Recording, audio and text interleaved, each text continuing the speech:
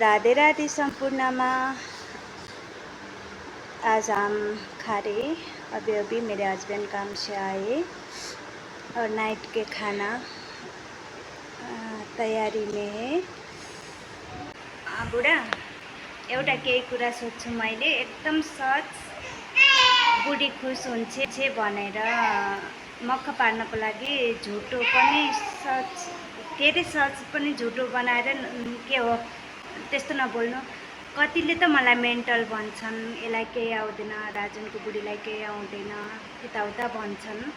मैले बनाएको खाना कस्तो लाग्छ त? यताउता भन्छन्। मैले बनाएको खाना कस्तो लाग्छ तपाईलाई?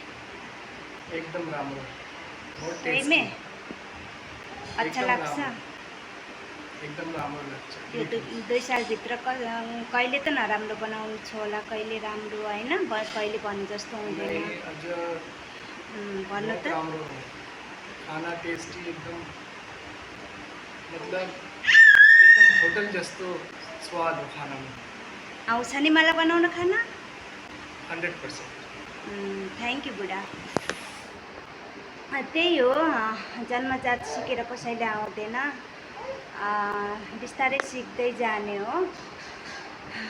बिहे अगाडि मलाई केही सचमै मलाई केही बनाउनै आउँदैन थियो, मुझे कुछ भी नहीं आता था सही में। अब शादी के बाद सब कुछ सीखना पड़ता है, हस्बैंड को, बच्चों के लिए सब कुछ सीखना पड़ता है, इसलिए मैं भी कोशिश कर रही हूँ। कोई भी नया चीज़ बनाती हूँ तो यूट्यूब देखती हूँ, सीखती हूँ, कैसे मेरे हस्बैंड को खुश रखूँ, है ना। आप लोग भी यही कीजिए। ओके, हम खा रहे नाइट के खाना। Bye bye, good night. Night का डिनर हो रहे। छोटू, ए Chhotu, bye bye, good night. Bye दो, राधे राधे।